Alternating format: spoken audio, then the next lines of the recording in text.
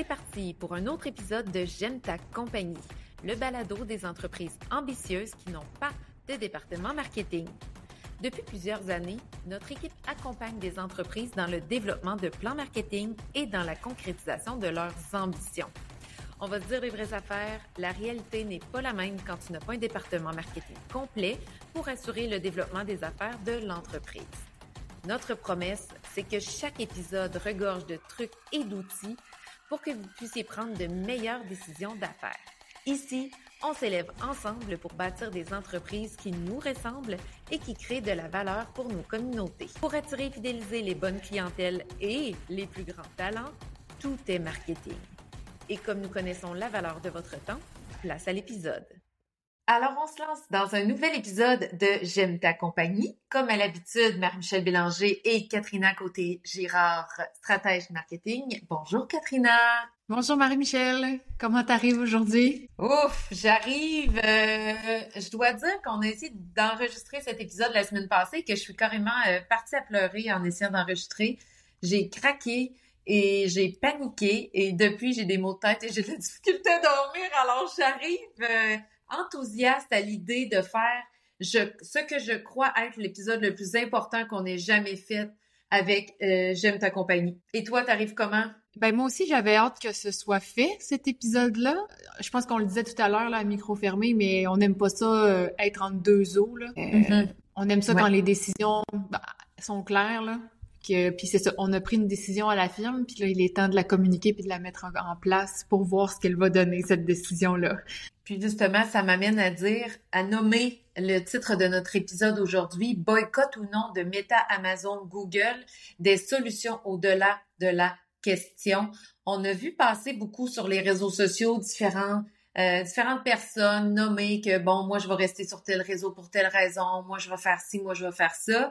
Je dois nommer aussi qu'on enregistre le 13 février 2025.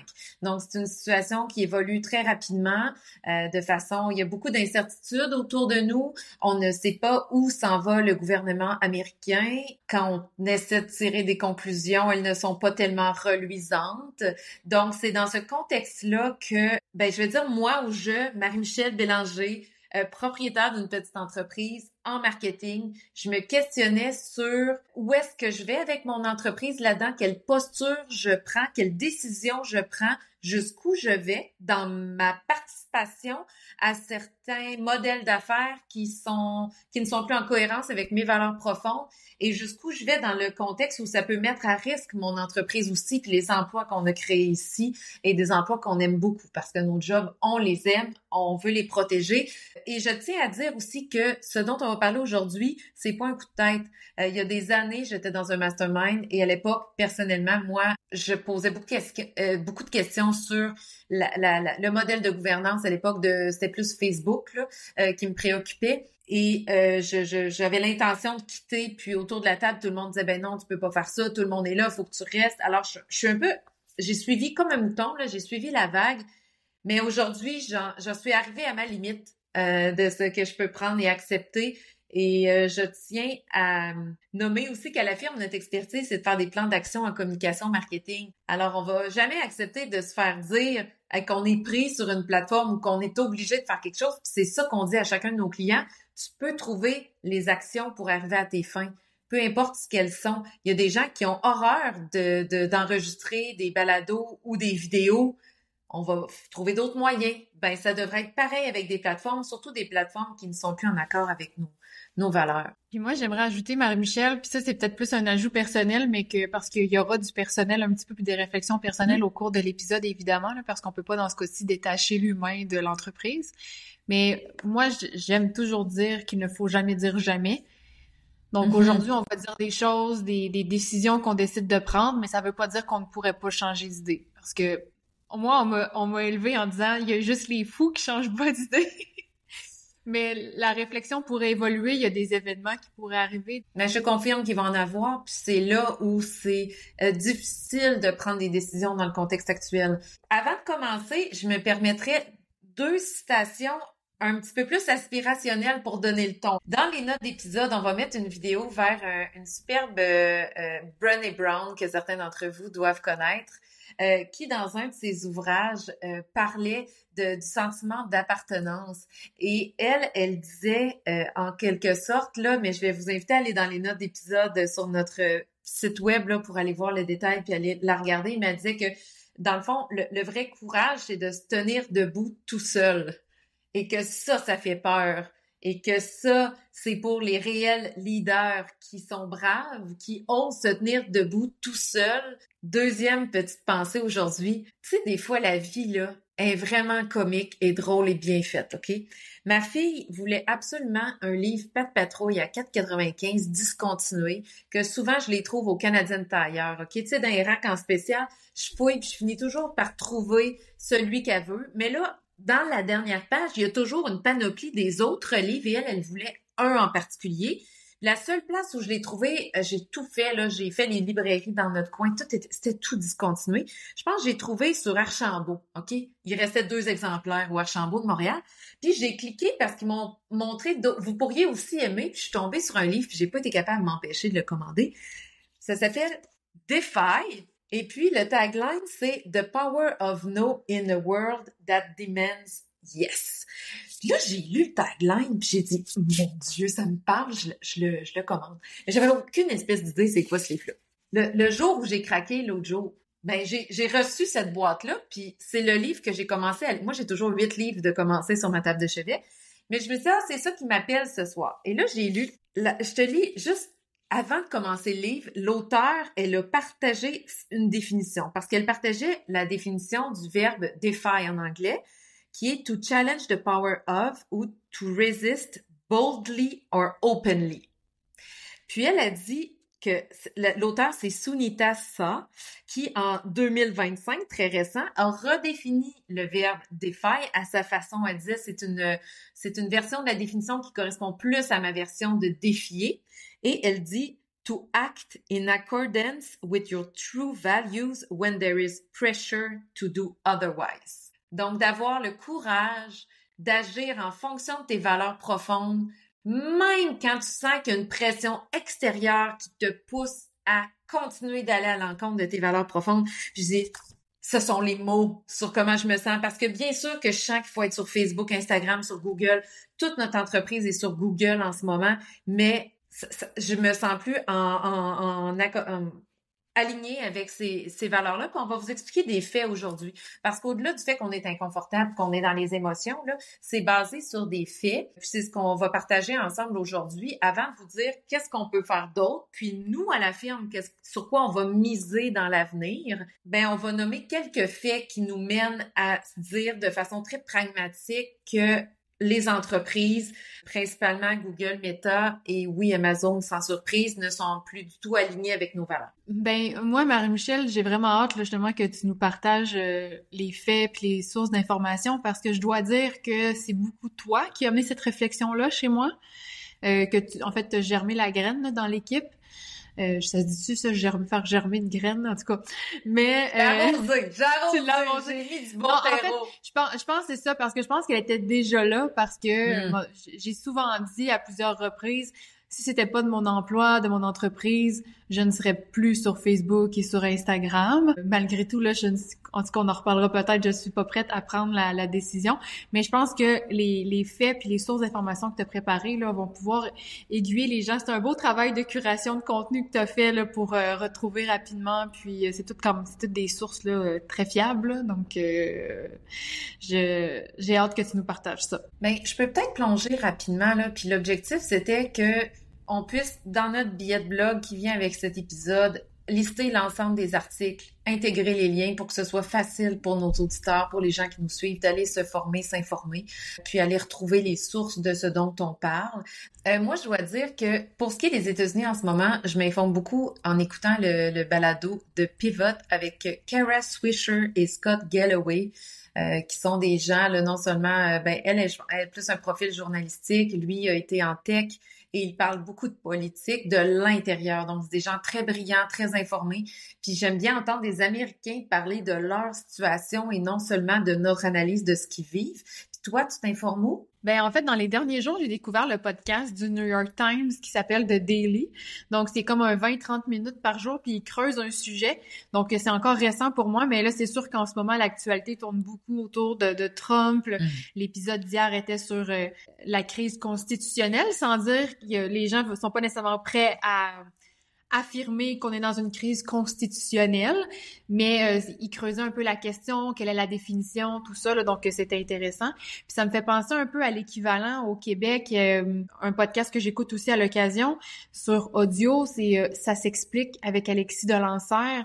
Donc, ça prend une question d'actualité, puis il y a un journaliste ou un expert qui vient creuser la question. Donc, des fois, ça aide à comprendre des choses qui se passent plutôt que la ligne, la une, par exemple, dans le radio-journal ou au téléjournal, où là, c'est très en hauteur, là, ça permet de creuser un peu plus. Fait que c'est des podcasts que j'aime beaucoup pour m'informer. Alors maintenant que ça c'est dit, sur où est-ce qu'on se forme et s'informe actuellement sur la situation, ben il y a certains faits qu'on veut relater, puis je vais y aller le plus rapidement possible, mais tout sera dans notre billet de blog. Si ce n'est pas déjà fait, en 2020, il y a un super documentaire qui est sorti, qui a été diffusé, qui est encore là sur Netflix, qui s'appelle « Derrière nos écrans de fumée ». Et en quoi ce documentaire est important? C'est que c'est un documentaire dans lequel sont interviewées des personnes qui ont travaillé dans différents réseaux sociaux, moteurs de recherche. Entre autres, je me souviens d'entrevues avec des gens de chez Facebook, de chez Pinterest, qui expliquaient plus ou moins comment l'entreprise a perdu le contrôle sur son algorithme, qu'il y a plusieurs dangers qui viennent avec ces réseaux-là, entre autres des dangers d'aller à l'encontre de la démocratie, de tout ce qui est santé mentale, oui, chez les adultes, mais chez nos jeunes. Donc, plusieurs enjeux qui, déjà en 2020, m'avaient challengé, puis m'avait à l'époque là allumé une petite lumière en moi de dire qu'est-ce que je fais là-dessus, puis qu'est-ce que je fais à recommander aux gens d'aller là-dessus. Mais c'est à ce moment-là que j'ai décidé de continuer. En 2023, là, je vais aller du côté de Meta. C'est à ce moment-là que Meta a commencé à mettre fin à l'accès aux nouvelles sur Facebook et sur Instagram. C'était principalement au Canada en réponse à l'adoption de la loi C-18. Donc, vous pouvez aller voir différents articles qui vont nous rappeler comment ça s'est passé. Il y a eu des mouvements de boycott à l'époque. Puis, ça met plein de place à la désinformation, finalement. Et c'est quand même intéressant, Marie-Michel, puis moi, je me souvenais même plus qu'il y avait eu des mouvements de boycott à ce moment-là. Mm-hmm. Oui. Mais ça a pas percolé, ça a pas... Ben, on oublie rapidement. Puis, tu sais, j'ai rien contre regarder les étiquettes et comparer les étiquettes de ketchup. Mais moi, quand je vois les gens s'estiner sur Facebook sur les ingrédients d'étiquettes de ketchup, mais ils ne se rendent pas compte qu'ils sont sur Facebook, ça me perturbe parce que les gens comprennent pas ce qu'ils font là sur ces plateformes-là. Ils comprennent pas la nature de la plateforme puis l'ampleur du désastre, entre guillemets, derrière ces plateformes-là. Je suis curieuse de voir d'ailleurs si cet article va sortir haut placé dans Google. Probablement pas. On va lui donner un petit coup de pouce organique, là. On va essayer de le faire rayonner autrement. On va pousser, on compte sur vous pour partager cet article parce qu'il va pas se partager tout seul. Oui, puis ces plateformes-là, faut le dire, il y a beaucoup de secrets. L'information qu'on a, c'est à force d'avoir des gens qui surveillent tout en ligne, des gens qui ont probablement programmé des petits robots pour suivre les changements dans certaines pages. On a de l'information de personnes qui sont sorties, qui sont en quelque sorte je veux pas dire des lanceurs d'alerte, mais en quelque sorte, là, ils sortent du système, puis ils disent, ça ne va pas du tout, faut faire quelque chose. Mais nous, on continue d'être sur ces plateformes-là parce qu'on se sent obligé. Mais bref, j'en reviens aux faits. OK, je vais continuer mes petits faits. Aussi en 2023, Meta met fin à son contrat de bourse de journalisme avec la presse canadienne. Donc, il y avait l'habitude de donner des sous en bourse. Ça s'est arrêté. Puis aussi, à cette étape-ci, je tiens à attirer votre attention sur la différence entre un journaliste et un chroniqueur ou un influenceur.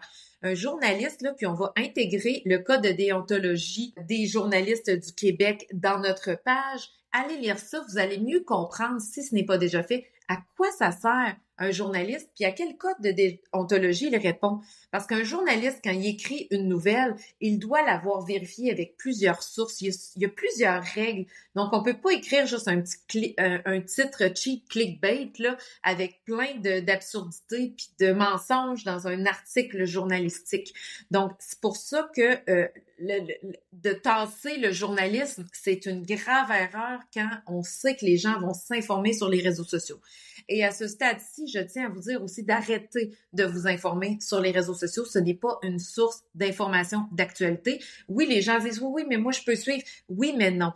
Faut trouver des alternatives à ça. 2024. Donc, je vous amène à ce qui devait être une commission spéciale sur les impacts des écrans et des réseaux sociaux sur la santé et le développement des jeunes, qui devait entendre Meta Canada à Québec, mais l'entreprise, justement en 2024, là, c'est carrément retirée sans rendre compte à personne. Donc, la séance pour entendre Meta a été simplement annulée de cette commission-là parce qu'ils n'ont pas participé. On arrive en 2025, c'est là que le gros du vertige se déroule.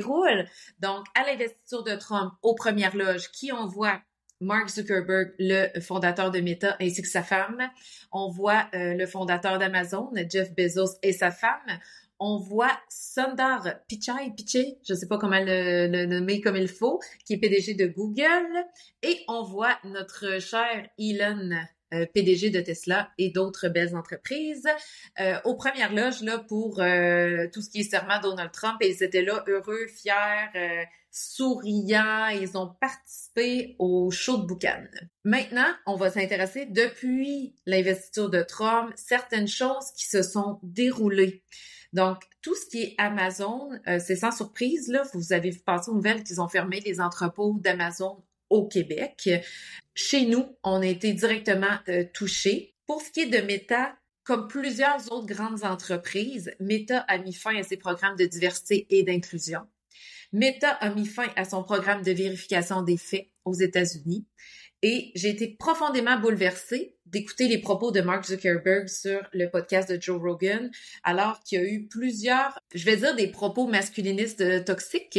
Puis je vous invite à aller voir ça, là, puis à aller lire, là, parce que je veux pas mal le citer, là, mais il était entre autres question de célébrer l'agression dans le monde corporatif. Donc, il est allé très, très loin là-dedans. Je vous invite à aller étudier ce dossier-là. Google, même chose, ils ont mis fin à leur programme de diversité et d'inclusion. Aussi, il a été observé que dans les guidelines ou les lignes directrices de l'intelligence artificielle de Google, ils ont retiré la clause dans laquelle ils disaient qu'ils n'allaient pas utiliser l'intelligence artificielle à des fins militaires. Il y a aussi eu quelque chose de spécial qui s'est passé, mais jusqu'à présent, de ce que je comprends de la situation, Google n'a pas été pointé du doigt. Donc, ça peut être Google qui a fait ça ou quelqu'un d'autre qui a été manipulé de l'information dans Google. Mais il y a plusieurs articles qui parlaient de l'équipe du ICE, là, donc l'équipe qui s'assure de déporter les immigrants illégaux, des retourner chez eux. Donc, c'était des articles qui expliquaient, là, bon, ben, telle journée, on a retourné X personnes dans leur pays. Des articles, par exemple, de 2010, qui tout d'un coup sont revenus d'actualité en 2025, puis il y a eu un grand nombre d'articles duquel la date a été modifiée par quelqu'un. Puis c'était toute la même date, de sorte à ce que ça sorte en premier dans Google Actualité, que ça donne l'impression qu'on avait déporté énormément de gens depuis le début 2025, alors que c'est des vieux articles qui datent de 2010 et 2012. Alors ça, c'est assez impressionnant de voir que ça a pu se faire, qu'on a laissé faire ça. Je vais m'arrêter ici parce qu'on entend, tu sais, depuis, on a préparé l'épisode la semaine passée parce que j'ai craqué, on l'a pas enregistré. Puis là, depuis, il y a encore plein de belles choses qui se rajoutent sur cette liste qui donne froid dans le dos. Mais je vais m'arrêter ici parce qu'avec tout ce que j'ai dit, pour moi, c'était suffisant de dire, OK, là, je veux mettre mon temps, mon argent et mon énergie dans des plateformes qui nous ressemblent le plus à la firme. Donc, dans ce contexte-là, Marie-Michel, toi, comme entrepreneur, comme propriétaire de la firme, c'est quoi les prochaines étapes? Concrètement, nous, ce qu'on va faire à la firme, moi, j'aime pas le mot boycott, là, mais j'aime plus l'idée de choisir des plateformes qui nous ressemblent, choisir d'acheter, de payer, des entreprises qui collent à nos valeurs profondes, comme on le fait quand on commande des paniers bio pour manger local. OK? Pour moi, c'est juste ça qui va se passer. Pour ce qui est Facebook et Instagram, les comptes vont rester là, mais à partir du 25 février, donc la date de sortie de cet épisode-ci, il n'y aura plus de publication et de réponse aux messages, commentaires sur Facebook et Instagram. Donc, personne dans l'équipe va aller partager, publier, regarder le fil d'actualité. Donc, on va juste oublier nos comptes. Ils vont stagner là pour une durée indéterminée. Pour ce qui est de Google, je dois dire que mon gros du craquage la semaine passée, c'était dû au fait que toute notre entreprise nous est hébergée dans la suite G Suite de Google. Donc, tout ce qui est nuage, cloud, nos fichiers, nos dossiers, nos courriels, tout est dans Google. Donc, nous, faire un transfert, c'est beaucoup de temps, d'argent et d'énergie. Mais là, j'en suis à réfléchir à l'option Microsoft, là, 365, parce que pour l'instant, Bill Gates, hier, j'avais une discussion avec un collègue qui disait, ben, c'est le moins pire des poisons.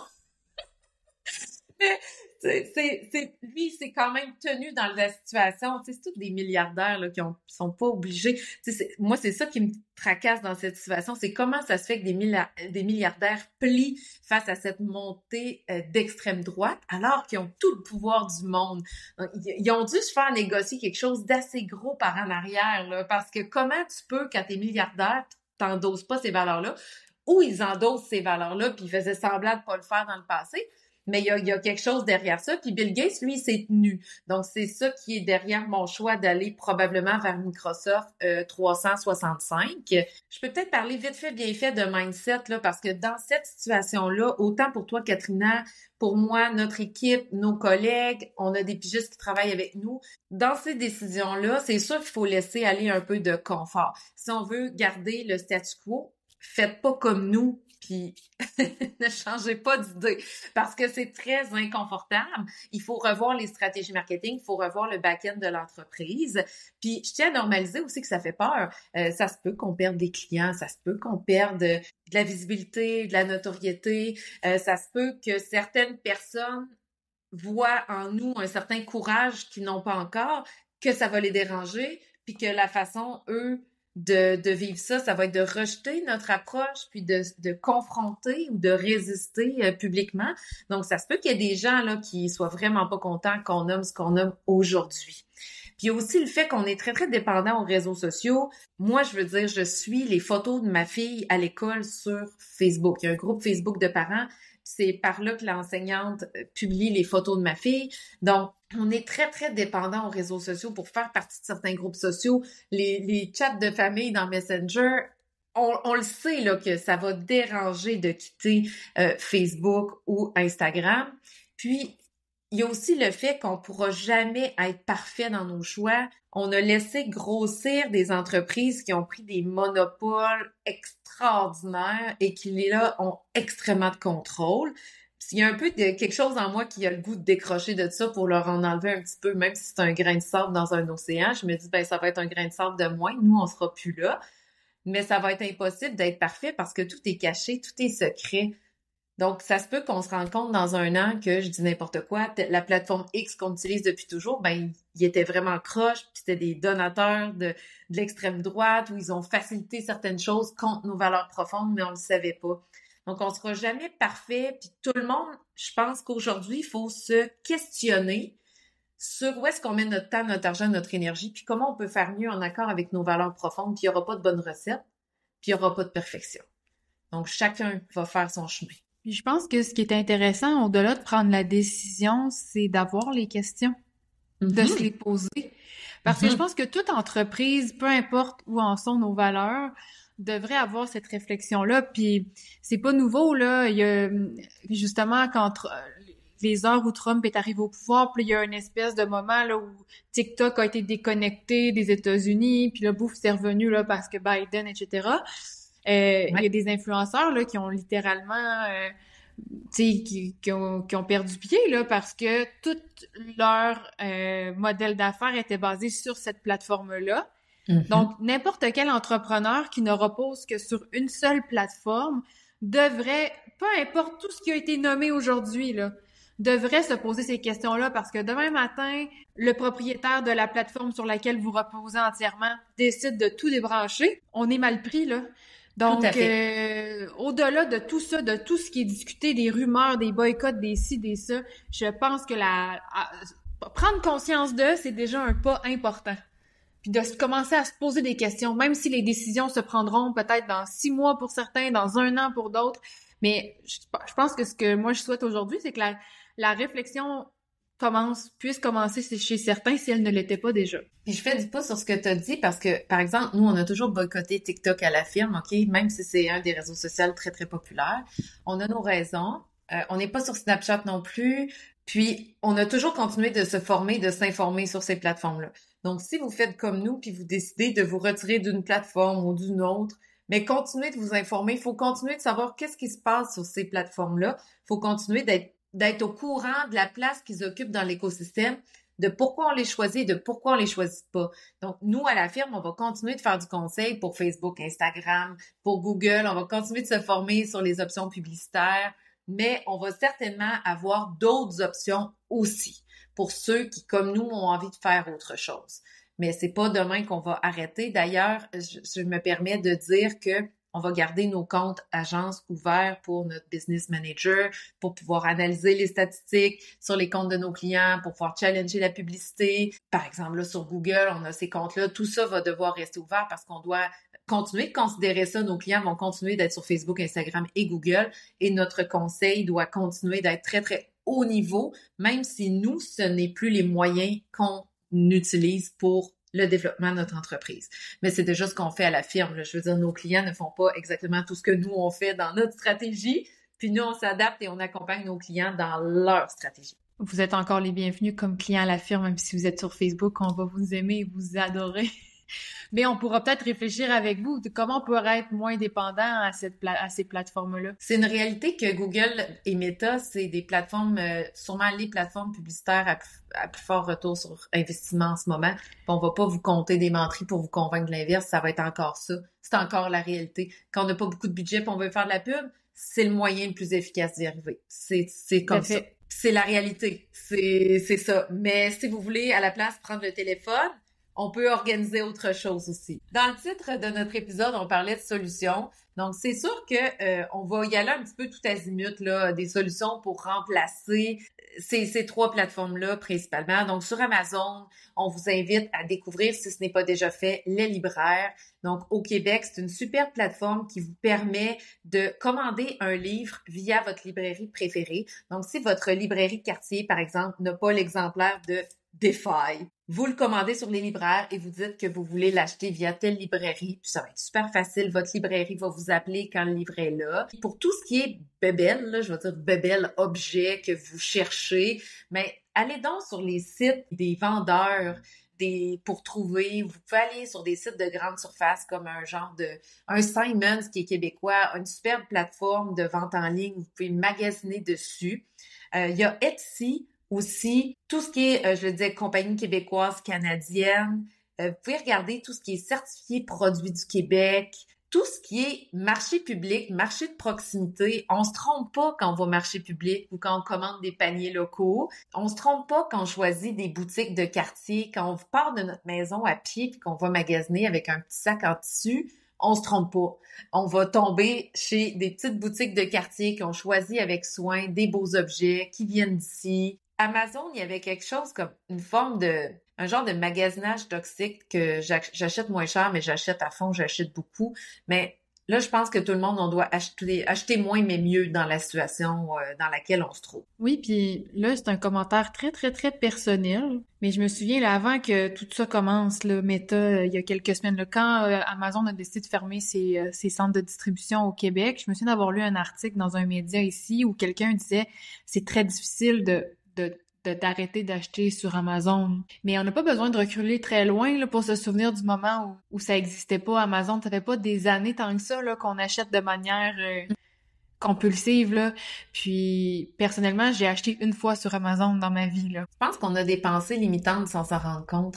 Des genres de pensées limitantes. Bon, après, je veux le nommer, j'ai pas d'enfants, on est 2 à la maison, j'ai une réalité peut-être plus simple que pour des gens qui ont 3 enfants puis qui travaillent et ci et ça, là. Donc, Peut-être que dans ma réalité, c'est plus facile à mettre en place de ne pas acheter sur Amazon, mais je pense que le acheter moins mais mieux peut bien s'appliquer pour essayer de remettre en question là, cette dépendance-là. Parce que je pense qu'il y a une forme de dépendance là, par rapport à cette plateforme-là.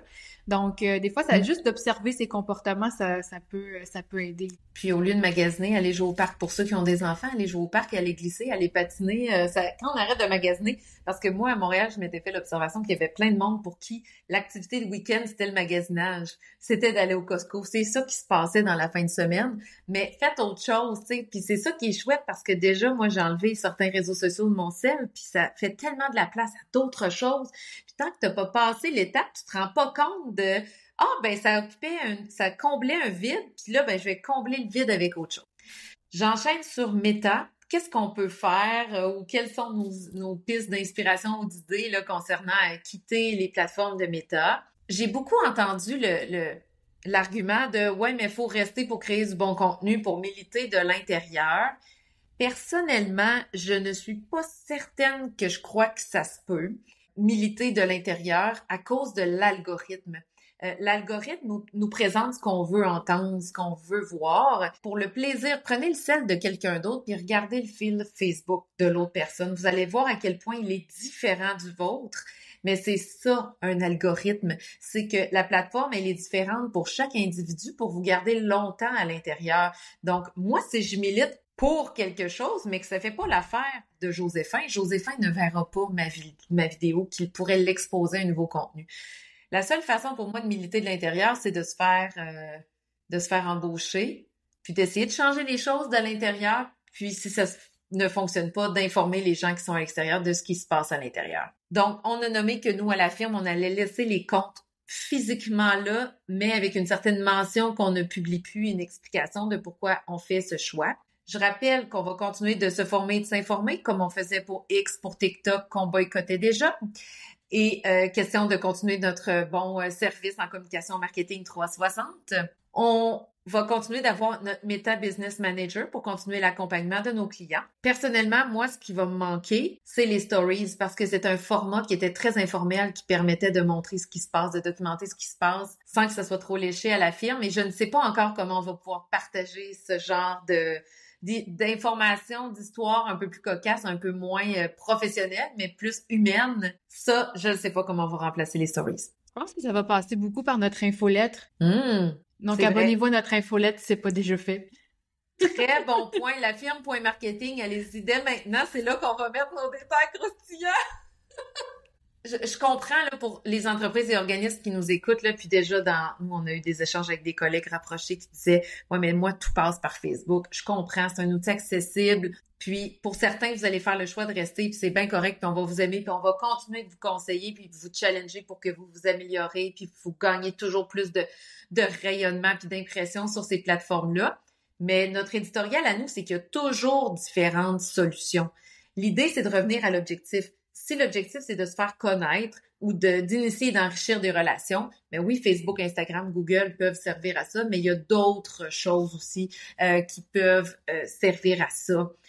Puis même des fois, on peut questionner, OK, ben moi, je vends, je sais pas moi, des mitaines de four sur Instagram, puis tout mon following est sur Instagram, mais peut-être qu'on peut se dire qu'au lieu de vendre nous-mêmes les mitaines de four à chaque client un par un, on peut trouver 5 distributeurs comme des Simons qui vont vendre pour nous, à leur clientèle, nos mitaines de four.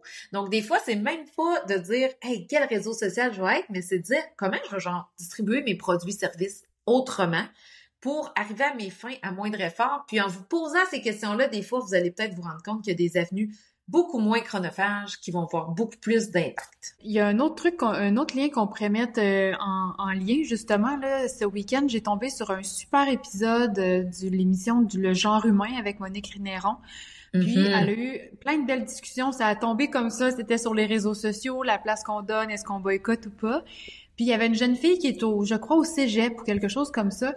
Puis, j'ai beaucoup aimé ce qu'elle a dit parce qu'elle dit, évidemment, elle n'était pas nécessairement prête à laisser tomber Facebook, Instagram. Là, je sais plus nécessairement de quelle plateforme elle parlait. Mais je pense qu'elle faisait partie, disons, d'un groupe d'impro. Elle s'était elle-même rendue compte que, par exemple, si elle organisait un événement d'impro sur Facebook, puis qu'elle invitait 60 personnes, c'est pas impactant. les gens viennent pas. Mais elle dit, si j'invite 5 amis personnellement, puis je leur écris, je les appelle, ben ils vont venir. Puis j'ai fait, hey, c'est vrai ça. Tu sais, même si je fais une nouvelle sur Facebook puis que je la publie, les gens vont la voir ou la verront pas. Mais si je prenais le temps d'appeler mes amis pour leur dire ou pour les inviter à mon party d'anniversaire, ben oui, je vais venir. Tu sais, la personne me parle au téléphone, fait que c'est la même chose.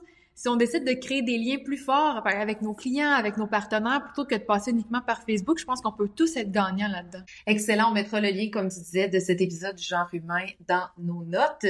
Et on conclut sur Google. Google, ça va sûrement être le plus difficile parce que quand on fait une recherche sur le web, on passe par Google. Quand on veut s'entraîner le soir, notre discussion tantôt, on va sur YouTube. Quand on veut apprendre, nous, c'est une source d'information inépuisable en marketing. YouTube, c'est quasiment un collègue dans l'équipe là qui nous aide à se tenir au courant. Toute notre entreprise tient sur Google. Alors pour nous, ça va être très difficile de s'en départir. Mais ce qui peut être facile, c'est nous, on a arrêté tout ce qui est Google Ads. Oui, puis lui, il y a encore des recherches à faire, mais ce que tu nommais, Marie-Michel, c'est que finalement, la suite, la suite Microsoft Office, il y a peut-être une économie d'échelle que nous, on serait capable de faire parce qu'au lieu de payer plein de petits outils à gauche, à droite, ben il semble y avoir tout réuni dans un seul endroit. Fait que finalement, ça peut peut-être être une belle opportunité, mais pour nous, ce sera à suivre, à fouiller davantage. Puis comme on a dit tout à l'heure, on n'est pas parfait. Malheureusement, on a encore besoin de l'informatique aujourd'hui pour continuer de rouler notre petite entreprise, là. Mais c'est ça qui est chouette parce que, bon, moi, en tout cas, je le nomme, j'ai paniqué, je le nomme et je le renomme, mais au-delà de ça, dans la réflexion, il y a des belles opportunités d'économie, puis d'économie de temps, d'argent, puis d'énergie. Des fois, on a la pensée limitante que c'est juste sur Facebook ou Instagram que ça se passe, mais quand on prend le temps de réellement y penser, il y a plein d'autres belles avenues. Il y a toujours d'autres solutions. Il faut juste être toujours un petit peu plus stratégique pour trouver des solutions, mais de nous assurer que nos solutions marketing soient toujours alignées avec nos valeurs. Je pense que c'est une façon de mieux dormir la nuit. En conclusion, là, moi, ultimement, je veux être sûre de pouvoir regarder mes enfants dans les yeux dans 20 ans puis dire que leur maman n'est pas embarquée là-dedans ou du moins qu'elle a débarqué. Quand ça a dérapé, qu'elle a débarqué. Fait que ma vraie motivation, c'est que pour moi, c'est important de sortir de ce mouvement-là qui, pour moi, est en quelque sorte antidémocratique, anti-reconnaissance de l'existence de changement climatique, anti-inclusion, puis anti-féministe. Je pense pas que je fais de la spéculation en disant ça.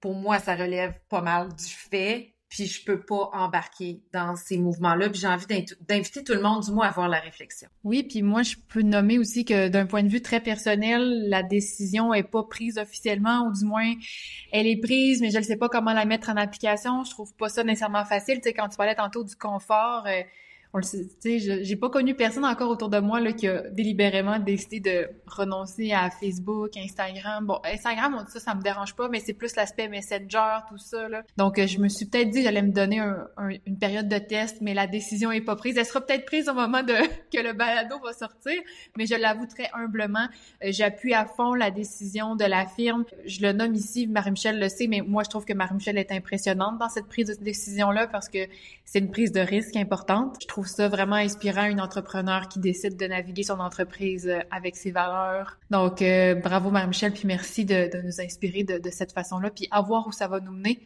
Mais faut être ouvert. Faut l'essayer, faut être ouvert, puis se permettre de reculer, de réavancer. Puis je pense que de toute façon, l'entrepreneuriat, c'est ça. C'était déjà ça. En tout cas, moi, c'est peut-être ça. J'étais déjà habituée à ce rythme-là. Puis, dans mes petits échanges autour de moi, on me demande beaucoup, ça va être quoi vos priorités? Sur quoi vous allez travailler finalement pour arriver à vos fins? Ben, juste le dire rapidement, on va continuer le balado de la même façon. On va continuer d'être très présent sur LinkedIn. Si vous voulez aller nous suivre, Katrina Côté-Girard, Marie-Michel Bélanger ou encore La Firme Marketing, les 3 sur LinkedIn, on est très actifs. On a notre infolette. Si vous n'êtes pas inscrit, allez-y sur lafirme.marketing. Le site web, c'est très facile de vous inscrire. On va continuer d'être présent dans plusieurs groupes d'affaires et plus que dans le passé, maintenant, on fait des approches 1-à-1. Donc, on va faire des pitchs, on va offrir nos services à des clients actuels, à des clients potentiels. Donc, nous, ça va être ça nos stratégies pour la suite parce que, évidemment, qu'il faut compenser si on arrête d'être présent sur certaines plateformes, il faut compenser avec autre chose. Puis, je me permets un mot de la fin. Vas-y. J'ai mis mon t-shirt « All you need is love and good marketing ». Donc, pour le love, on peut peut-être pas vous aider, mais pour le good marketing, on est là. Si vous aussi, là, vous questionnez votre plan de match marketing, puis vous vous dites, OK, j'aimerais faire autrement, ben on est là pour vous aider à revoir vos décisions, puis à repenser vos actions. C'est pas tant le choix des actions qui compte, mais à quel objectif on veut répondre, quel résultat clé on veut générer, puis de prendre les bonnes décisions pour y arriver, mais il y a toujours plusieurs options. Génial, mais j'ai envie de te poser la question, Marie-Michel, comment tu ressors de cet épisode? Ben dans le fond, j'en ressors enthousiaste parce que ce que je réalise, c'est que dans le fond, oui, je ne suis pas un homme blanc de 50 ans milliardaire, mais je pense que tout le monde ensemble, on a plus de pouvoir qu'on pense. Puis, il faut avoir du courage, il faut avoir du guts, il faut avoir de l'audace. Ce qu'on retire de nos stratégies, il faut le remplacer par autre chose. Mais j'ai l'impression de reprendre un mini peu de pouvoir sur la situation. Et moi, je suis juste excitée. Oh! J'ai hâte de voir où ça va nous mener. Je sais pas, je pense qu'il y a quelque chose. J'adore! C'est mon mindset. C'est parti! Puis, je veux aussi nommer à tous ceux qui sont tombés sur l'épisode en googlant, qui sont là pour la première fois sur J'aime ta compagnie, ben abonnez-vous au balado, puis on va continuer de partager nos apprentissages au fur et à mesure où on en fera au courant de l'année. Oui, puis on espère vous retrouver dans un prochain épisode de J'aime ta compagnie. À la semaine prochaine! À bientôt!